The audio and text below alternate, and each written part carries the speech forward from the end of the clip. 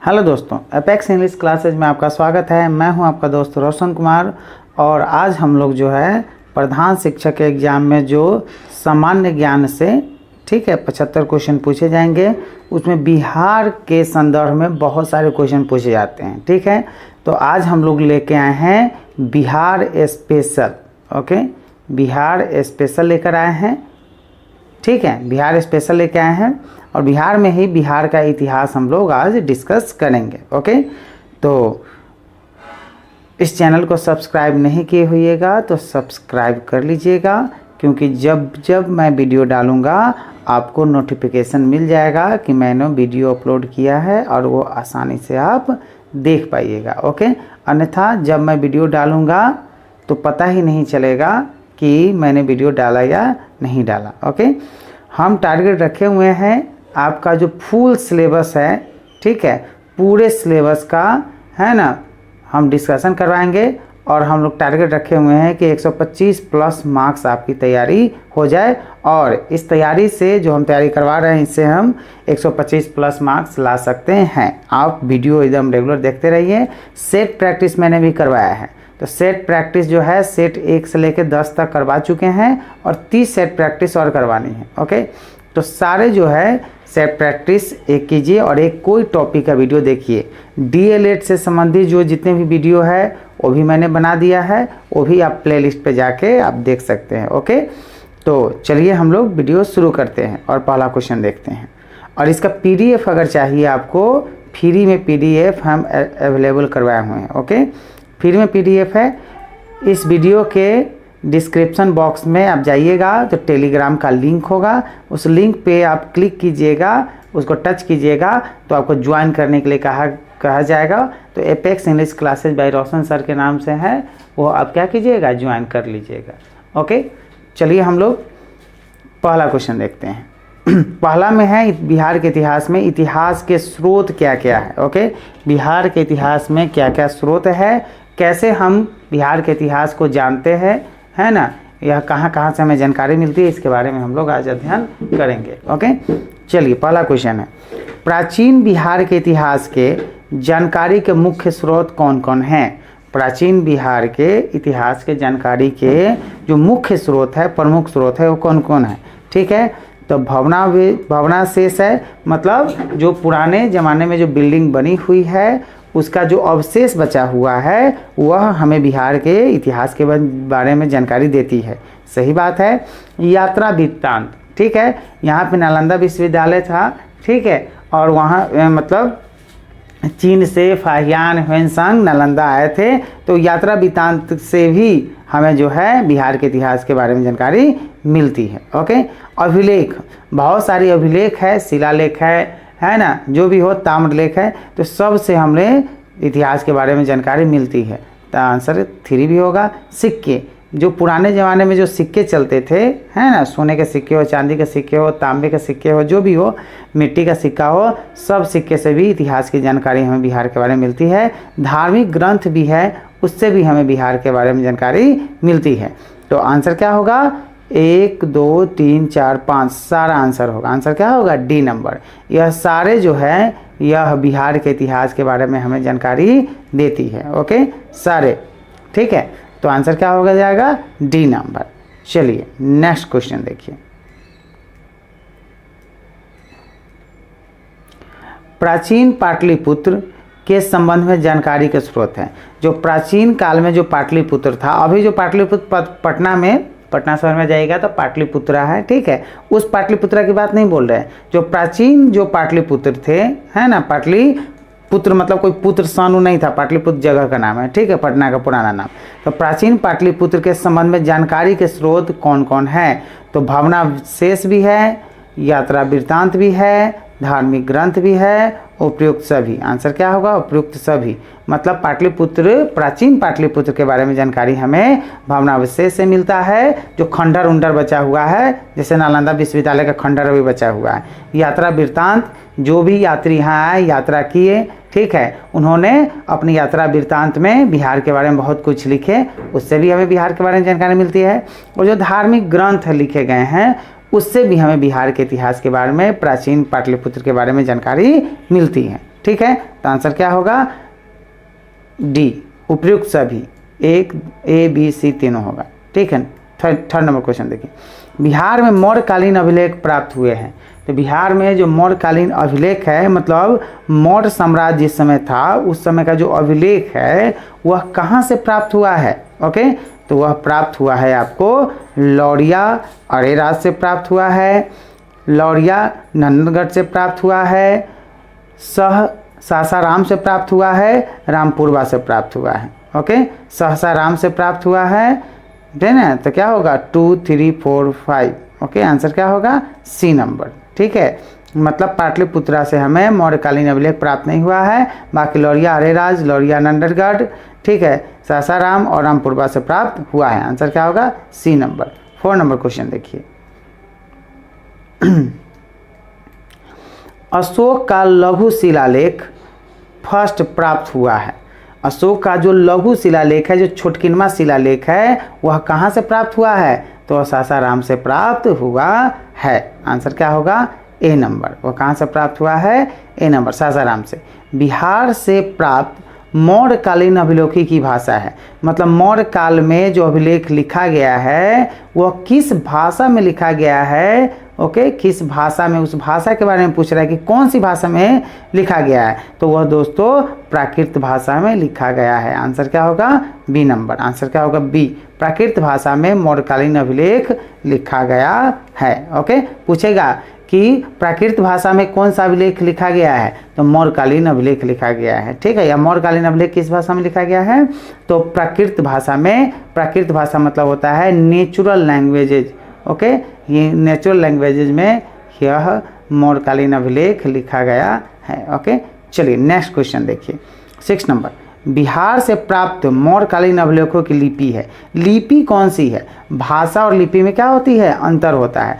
जिस तरह से हम लोग हिंदी पढ़ते हैं, लिखते हैं, बोलते हैं, तो हिंदी जो है यह भाषा हो गया, और हिंदी का जो लिपि होता है वह देवनागरी लिपि होता है। ओके, हम लोग नागरी मतलब हिंदी जो भाषा है क ख ग घ, वो कौन सी लिपि है? तो देवनागरी लिपि है। ठीक है, उसी प्रकार से जो मौर्यकालीन अभिलेख है उसकी लिपि क्या है? ओके, मौर्यकालीन की जो भाषा है वो प्राकृत हो गई, और लिपि क्या है? तो लिपि दोस्तों है आपको ब्राह्मणी लिपि में मौर्यकालीन अभिलेख लिखा गया है, और इसकी भाषा क्या है? तो प्राकृत भाषा है। ठीक है, चलिए नेक्स्ट क्वेश्चन देखिए, इस सब से संबंधित कोई भी परेशानी हो या कुछ और आपको और कुछ वीडियो चाहिए, हम अपने तरफ से टोटल वीडियो अपलोड करेंगे, एक एक चीज़ का एक एक टॉपिक है ना, कुछ भी नहीं छोड़ा जाएगा। लेकिन फिर भी अगर आपको कोई कन्फ्यूजन हो, कोई दिक्कत हो, ठीक है, तो आप हमें क्या कीजिएगा, इस वीडियो के कमेंट बॉक्स में जाके आप लिखिएगा, हम उसका पूरा जवाब देंगे, और आगे से क्या करेंगे, उसको आपके जो कठिनाई होगी उसको ध्यान में रखकर ही काम किया जाएगा। ओके, हमको भी एग्ज़ाम देना है, तो हम एक भी चीज़ छोड़ने नहीं जा रहे हैं। ठीक है, सारा कुछ जो है आपको प्रोवाइड कराया जाएगा। फ्री में PDF भी अवेलेबल है।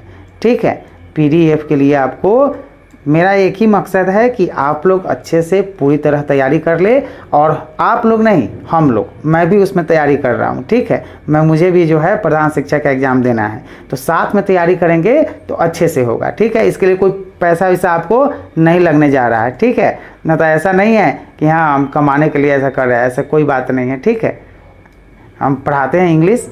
ठीक है, इंग्लिश से MA है, और लेकिन PDF का और इस सब का जो व्यवस्था है एकदम नंबर 1 है, इसमें कोई दिक्कत नहीं आपको भी जाएगा। अब कोई दिक्कत हो तो आप भाई है, बंधु है, आप आराम से मुझे कह सकते हैं। ठीक है, कि भाई को जो कोई दिक्कत हो तो नहीं कहते हैं, तो वैसे ही कह सकते हैं, हम सारा कुछ अवेलेबल आपको करवा देंगे। ठीक है, चलिए हम लोग साथ तैयारी करेंगे, और हम लोग का टारगेट है क्या, 125 प्लस मार्क्स। जितना अच्छा मार्क्स आएगा वो स्कूल का जो चॉइस है आपका वह बन जाएगा। मान के चलिए आपके नज़दीक में कोई स्कूल है, तो वहाँ पे 10 आदमी आपका आवेदन दिया चॉइस के हिसाब से कि हाँ भाई जो है हमको इस स्कूल चाहिए, और नंबर आपका अधिक होगा तो आपका जो है चॉइस सबसे ऊपर रहेगा। जैसे नियोजन में भी हुआ है कि आप कौन स्कूल में जाना चाहते हैं, तो चलिए इस स्कूल में ज़्यादा जिसका नंबर है वह उस स्कूल में अपन मनपसंद स्कूल में गया है, जिसका कम नंबर है वो कहीं दे दिया है। बांध उंध नदी उदी हेल उल कर जाता है नैया से जो है। ठीक है, तो चलिए हम लोग साथ तैयारी करेंगे और एक भी चीज़ इसमें छोड़ा नहीं जाएगा, ठीक है। आप जो है बस हमको क्या कीजिएगा, सपोर्ट करते रहिएगा अपने छोटे भाई के नाते, बड़े भाई के नाते, ठीक है। चलिए नेक्स्ट क्वेश्चन देखते हैं हम लोग। और इस चैनल को क्या कीजिएगा, जितने भी टीचर्स वाला ग्रुप है सब में क्या कीजिएगा, इसको ज़रूर शेयर कीजिएगा, सब लोग इसका लाभ उठा सके। ओके, चलिए नेक्स्ट क्वेश्चन देखिए।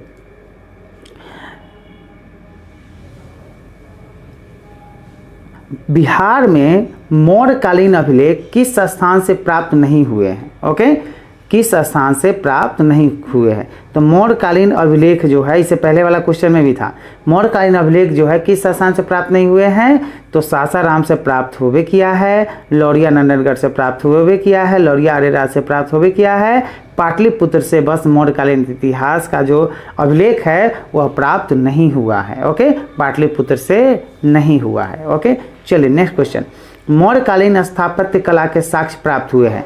तो मौर्यकालीन स्थापत्य कला के जो साक्ष्य है, स्थापत्य कला के साक्ष्य यहाँ पूछ रहा है, अभिलेख का नहीं, ठीक है। तो मौर्यकालीन स्थापत्य कला के जो साक्ष्य है वह पाटलिपुत्र से भी मिला है, बराबर की गुफाओं से भी मिला है, राजगृह मतलब अभी राजगीर जिसको कहते हैं, इससे भी मिला है। आंसर क्या है, उपयुक्त सभी। आंसर क्या होगा, उपयुक्त सभी, मतलब पाटलिपुत्र, बराबर की गुफाओं, राजगृह मतलब राजगीर, ठीक है, सभी जगह से हमें मौर्यकालीन स्थापत्य कला का जो साक्ष्य है वह मिला है। स्थापत्य कला का मतलब होता है मूर्ति वूर्ति, मंदिर, ये सब, ठीक है। चलिए नेक्स्ट क्वेश्चन देखिए। बिहार पर गढ़वालों के अधिपत्य मतलब उसका जो साम्राज्य कायम हुआ था, उसका जो राज चल रहा था, का प्रमाण मिलता है, किससे मिलता है? मतलब बिहार पर गढ़वाल वंश जो है अपना शासन चलाता था, अधिपत्य था, उसका जो प्रूफ है, उसका जो प्रमाण है, प्रूफ, यह कहाँ से हमें पता चला है? तो यह पता चला है हमें मनेर के ताम्रपत्र से। मनेर के ताम्रपत्र से हमें यह प्राप्त जानकारी हुआ है, यह हमें जानकारी हुआ है कि बिहार पर गढ़वालों का आधिपत्य था, गढ़वालों का शासन है हो था, ठीक है, उसका प्रमाण मिला है, ठीक है। चलिए 10 नंबर क्वेश्चन देखिए। बिहार के किस तुर्क राजवंश के अभिलेख प्राप्त हुए हैं? बिहार के किस तुर्क मतलब तुर्की के जो राजवंश थे, ठीक है, को किस राजवंश का जो यहाँ बिहार में अभिलेख प्राप्त हुआ है? ओके, किस तुर्क राजवंश का? तो उसका नाम है आपको तुगलक वंश का, ठीक है, जो तुर्की का था। इस तुगलक वंश का बिहार के मतलब बिहार में इसका जो है प्रमाण मिला है कि बिहार में तुगलक वंश कभी था। ओके, ठीक है। तो किस तुर्क वंश राजवंश का अभिलेख प्राप्त हुआ है? तो तुगलक वंश का अभिलेख प्राप्त हुआ है, ठीक है। गयासुद्दीन तुगलक, मोहम्मद बिन तुगलक, वह तुगलक वंश वाला है, ठीक है। चलिए इसके बारे में हम और जानकारी जो है आगे देंगे। नेक्स्ट क्वेश्चन देखिए। बिहार के किस क्षेत्र में, किस जगह पे संबंध में बसाती नूल उंस एक मूल्यवान स्रोत है? बसाती नूल उंस एक मूल्यवान स्रोत है, वह बिहार के किस क्षेत्र में है? तो वह क्षेत्र है तिरहुत क्षेत्र में। आंसर क्या होगा, A number. Okay, next question. Bihar आने वाले महत्वपूर्ण चीनी यात्री का नाम बताएं। चीनी मतलब होता है शुगर नहीं, ठीक है, चीनी मतलब होता है चाइनीज, मतलब चीन के यात्री आए थे, ठीक है। चीन के यात्री कौन जो है यहाँ आए थे, ठीक है। तो फाहियान आए थे, ह्वेनसांग आया था, ठीक है। नेक्स्ट क्वेश्चन, सॉरी, इसका जो है देखिए, फाहियान आए थे, युआन चुआंग भी आए थे और इत्सिंग भी आए थे, ठीक है। यह सब चीनी यात्री जो बिहार आए थे। ओके, ह्वेनसांग नालंदा आए थे, ठीक है, मतलब बिहार में ही आए थे।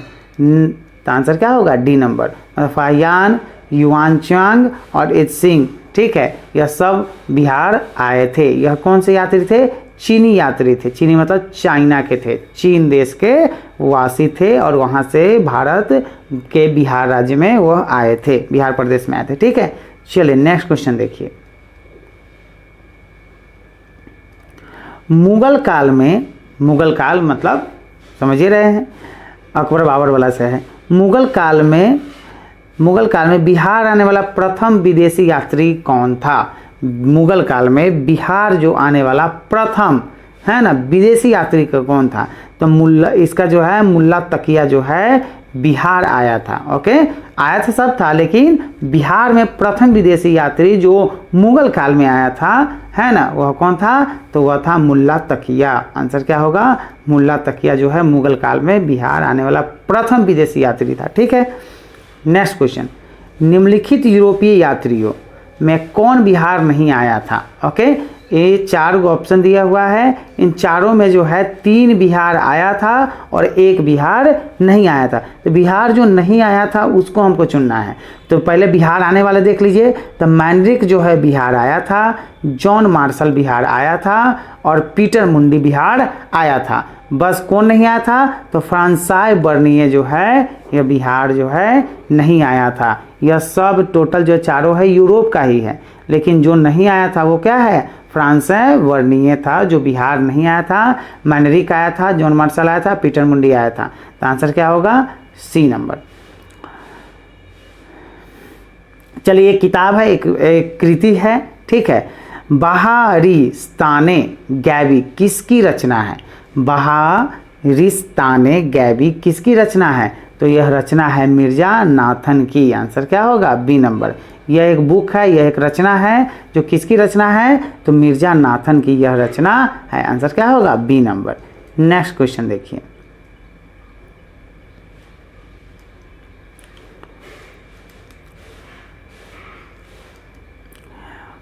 मिर्तुल अहवाल किसकी रचना है। यह एक रचना है, यह एक किताब है, समझ जाइए।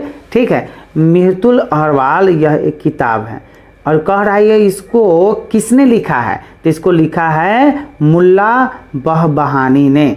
इसको क्या किसने लिखा है, मुल्ला बहबहानी ने मिर्तुल अहवाल की रचना की थी। ओके, नेक्स्ट क्वेश्चन, आंसर क्या होगा, सी, मुल्ला बहबहानी। मध्यकालीन मिथिला के इतिहास के स्रोत में महत्वपूर्ण है। मध्यकालीन मिथिला के इतिहास के स्रोत में महत्वपूर्ण क्या है, तो यह महत्वपूर्ण है आपको कीर्तिलता महत्वपूर्ण है, कीर्ति पताका महत्वपूर्ण है, क्या है, वर्ण रत्नाकर महत्वपूर्ण है। आंसर क्या होगा, उपयुक्त सभी। आंसर क्या होगा, डी नंबर। ठीक है, ये मध्यकालीन जो मिथिला जो है इतिहास, इसमें कीर्तिलता, कीर्ति पताका, वर्ण रत्नाकर सभी प्रसिद्ध है। तो उपयुक्त क्या होगा, उपयुक्त सभी। आंसर क्या होगा, डी। बिहार में धातु प्रस्तर युगीन अवशेष मिले हैं, मतलब धातु का जो प्रस्तर का जो अवशेष है वह कहाँ से मिला है, तो वह मिला है चिरांद छपरा से मिला है, चेचर वैशाली एवं सोनपुर से मिला है, मनेर से मिला है, उपयुक्त सभी जगह से मिला है। तो बिहार में धातु प्रस्तर युग अवशेष कहाँ से मिला है, चिरांद, चेचेर, सोनपुर, मनेर सभी जगह से मिला है। तो आंसर क्या होगा, उपयुक्त सभी जगह से मिला है धातु प्रस्तर युगीन अवशेष। ठीक है, चलिए, धातु का बना हुआ अवशेष। 19 नंबर क्वेश्चन देखिए, बिहार में मौर्यकालीन अभिलेख मिले हैं। तो बिहार में मौर्यकालीन जो अभिलेख है वह कहाँ से मिले हैं, तो लौरिया अरेराज चंपारण से मिला है, लौरिया नंदनगढ़ चंपारण से मिला है, रामपुरवा चंपारण से मिला है। आंसर क्या है, उपयुक्त सभी। ये पहले भी क्वेश्चन आ चुका है। ओके, बिहार के गया जिले, ओके, जहाँ बुद्ध भगवान है ना का बहुत बड़ा जो है मंदिर है। ठीक है, तो बिहार के गया जिले से अपसड से प्राप्त, मतलब अपसड एक जगह है जो कहाँ पड़ता है, गया जिले बिहार में पड़ता है, से प्राप्त अभिलेख में किस राजवंश के बारे में जानकारी मिलती है, तो वह राजवंश का नाम है दोस्तों परवर्ती गुप्त वंश का हमें जानकारी मिलती है। ओके, कहाँ के अभिलेख से, तो अपसड के अभिलेख से हमें परवर्ती गुप्त वंश या राजवंश की जानकारी हमें मिलती है। और ये क्या है, अपसड से मिलता है। अपसड है कहाँ, तो गया जिले में, और गया कहाँ है, बिहार में। ठीक है, नेक्स्ट क्वेश्चन, बिहार प्रांत के आरा से प्राप्त, आरा एक जिला है, ठीक है, आरा एक जगह है जहाँ भोजपुरी ज़्यादा लोग बोलते हैं। बिहार प्रांत के आरा से प्राप्त देव बरनाक का लेख तथा शाहपुर पटना एवं मंदर बांका से प्राप्त लेखों में जानकारी मिलती है। मतलब जो आरा के प्राप्त देव वर्णाक लेख, शाहपुर पटना का लेख, मंदर बांका से प्राप्त लेखों में किसकी जानकारी मिलती है, तो यह जानकारी मिलती है आपको किसके, तो परवर्ती गुप्त वंश के बारे में जानकारी मिलती है। आंसर क्या होगा? डी नंबर, परवर्ती गुप्त वंश के बारे में जानकारी हमें मिलती है। ओके, देखिए देवबर्माक के अभिलेख में परवर्ती गुप्त शासक देवगुप्त, विष्णुगुप्त एवं जीवित गुप्त द्वितीय का नाम मिलता है। ओके, नेक्स्ट क्वेश्चन, पाल शासकों के बारे में जानकारी मिलती है। पाल शासकों के बारे में जानकारी मिलती है देवपाल के मुंगेर अभिलेख से, सही बात है। नारायण पाल का भागलपुर ताम्रपत्र अभिलेख से, सही बात है। और महिपाल प्रथम के नालंदा एवं मुजफ्फरपुर अभिलेख से, सही बात है। उपयुक्त क्या होगा? सही। मतलब पाल शासकों का जो उसके बारे में जो जानकारी है पाल वंश के बारे में, यह सभी जगह से मिलता है। उपयुक्त क्या होगा? सही आंसर। नेक्स्ट क्वेश्चन, बिहार के लिए सर्वाधिक प्राचीन साहित्यिक स्रोत है। तो बिहार के लिए जो सर्वाधिक प्राचीनतम जो स्रोत है वह है अथर्ववेद। आंसर क्या होगा? A number. अथर्ववेद से हमें प्राचीन भारत या यूँ कहिए कि प्राचीन बिहार के बारे में हमें बहुत जानकारी मिलती है। ओके, नेक्स्ट क्वेश्चन, बिहार में स्थित महाजन पदों के बारे में जानकारी मिलती है। तो बिहार में स्थित जो महाजन पद है इसके बारे में जानकारी हमें कहाँ से मिलती है? तो अगुंतर निकाय से मिलती है। आंसर क्या होगा? B number. अगुंतर निकाय एक ग्रंथ है, उसी से हमें बिहार में महाजन पद था उसके बारे में जानकारी मिलती है। नेक्स्ट क्वेश्चन, नालंदा के सराय टीला में उत्खनन मतलब खनने से, है ना, से प्राप्त हुआ है। तो नालंदा के सराय टीला एक जगह है, वहाँ पे उत्खनन हुआ है। उत्खनन मतलब खोदा गया है, खाना गया है कुदारी से, फावड़ा से, और वहाँ पे क्या मिला है? तो वहाँ पर मिला है पाल काल का बौद्ध विहार हमें मिला है। आंसर क्या होगा? सी।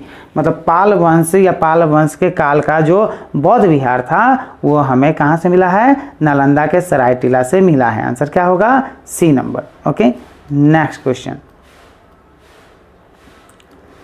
बौद्ध साहित्य विनय पिटक, मतलब विनय पिटक पूछेगा कि विनय पिटक क्या है? तो विनय पिटक जो है वो बौद्ध साहित्य है। ओके, बौद्ध के बारे में बहुत जानकारी से मिलती है एवं दीध निकाय से जानकारी मिलती है।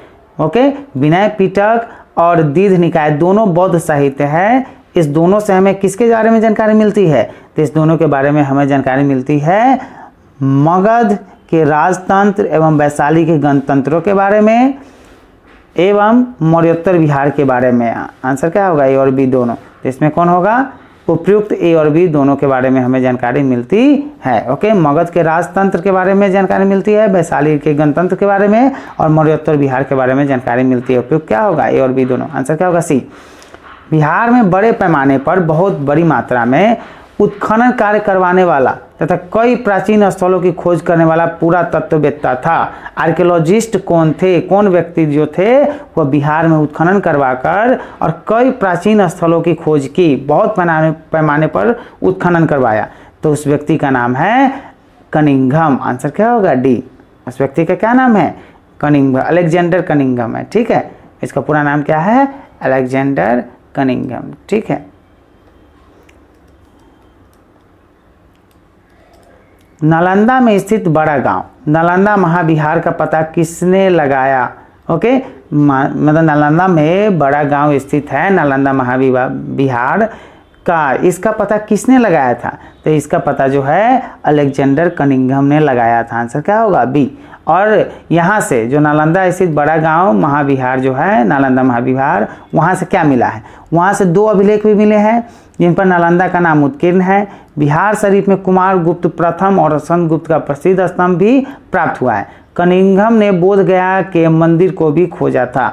आंसर क्या होगा? कनिंघम। ठीक है, पुरातत्ववेत्ता आर्कियोलॉजिस्ट जो होता है कनिंघम ने बिहार में खोज की। बिहार में क्या खोज की थी? तो केसरिया स्तूप चंपारण में जो स्थित है उसकी खोज की थी। लौरिया अरेराज का अशोक स्तंभ खोज किया था। बसाड़ के अवशेषों के आधार पर वैशाली के प्राचीन स्थल खोज किए थे। आंसर क्या होगा? उपयुक्त सभी। आंसर क्या होगा? डी, उपयुक्त सभी है। ठीक है, नेक्स्ट क्वेश्चन, विदेह के राजा जनक ने निष्क या सुवर्ण या सतनाम उपहार में दिए, यह कहाँ वर्णित है? मतलब कहाँ, यह किस ग्रंथ में या किस उपनिषद में या कहाँ पे, किस किताब में यह कहा गया है, यह वर्णन किया गया है कि विदेह के जो राजा जनक थे निष्क या सुवर्ण का सतनाम उपहार में दिया था। ओके, यह कहाँ वर्णित है? तो यह बृहदारण्यक उपनिषद में वर्णित है। ओके, बृहदारण्यक उपनिषद में यह वर्णित है। ठीक है, बिहार से प्राप्त मौर्य अभिलेखों की लिपि है। तो बिहार से जो भी मौर्य काल का जो अभिलेख प्राप्त हुआ है उसकी लिपि क्या है? तो उसकी लिपि जो है खरोष्ठी भी है, और माइक लिपि भी प्राप्त हुआ है, ग्रीक लिपि भी प्राप्त हो गया।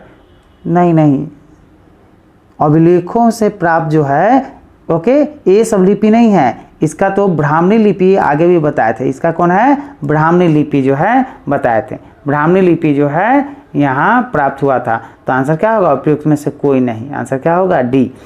मतलब मौर्य अभिलेखों की लिपि है, तो लिपि क्या है? ब्राह्मणी लिपि है। ठीक है, क्या कहेगा? ब्राह्मणी लिपि है। ओके, ब्राह्मणी लिपि बिहार से प्राप्त हुआ है। तो खरोष्ठी और माइक ग्रीक जो है यह नहीं है। ये खरोष्ठी जो और माइक ये सब अफगानिस्तान पाकिस्तान वाला ये सब जो है। ठीक है, नेक्स्ट क्वेश्चन देखिए। बिहार से प्राप्त पहला द्विभाषी अभिलेख किस मध्यकालीन शासक से संबंधित है? तो यह है आपको शेरशाह से संबंधित है। आंसर क्या होगा? B number. वह पहला मुगल शासक कौन था जिसके अभिलेख बिहार में मिले हैं? जिसके अभिलेख बिहार में मिला है वो पहला मुगल शासक कौन है? तो वो है दोस्तों अकबर है। आंसर क्या होगा? C number. अकबर का जो अभिलेख है, मुगल शासक थे अकबर, उसका अभिलेख बिहार में प्राप्त हुआ है। चलिए 34। बौद्ध धार्मिक साहित्य में कौन ग्रंथ प्राचीन बिहार के इतिहास से संबंध में जानकारी का स्रोत है? तो बौद्ध साहित्य में कौन सा ग्रंथ है? बौद्ध साहित्य का ग्रंथ का नाम पूछ रहा है जिसमें प्राचीन बिहार के इतिहास के संबंध में जानकारी प्राप्त होता है, उसके बारे में क्या होता है हमें पता चलता है। तो वो है आपको दीघ निकाय। आंसर क्या होगा? B number. Okay, Siyar ul Mutakherin की रचना किसने की थी? सियर उल मुताखरीन एक किताब है, एक रचना है। ठीक है, इसकी रचना किस व्यक्ति ने किया था? तो इसको किया था, इसकी रचना की थी दोस्तों गुलाम हुसैन तबतबाई ने। ओके, इसकी रचना किसने की है? गुलाम हुसैन तबतबाई ने सियर उल मुताखरीन की रचना की है। Okay, next question.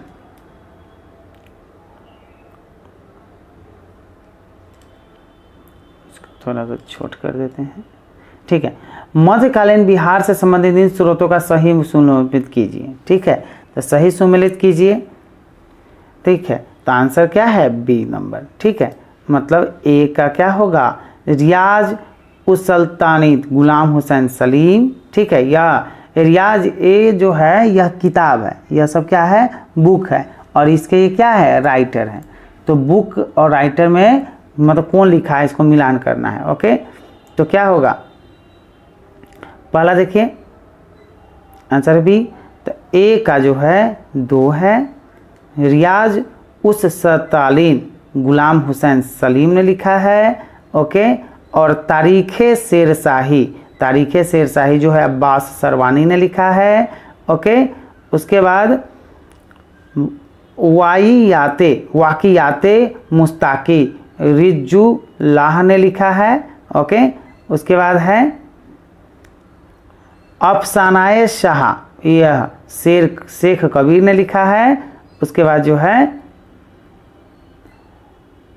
बसातीनुल उन्स, यह लिखा है इस खनान देहलवी ने। ठीक है, आंसर क्या होगा? B number. नेक्स्ट क्वेश्चन देखिए।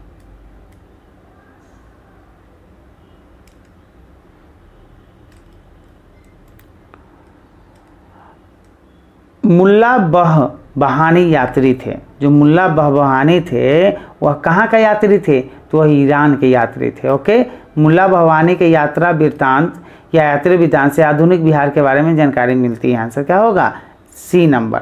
मुल्ला बहानी जो है वह ईरान के यात्री थे। ओके, आधुनिक बिहार के अध्ययन के लिए स्रोत है।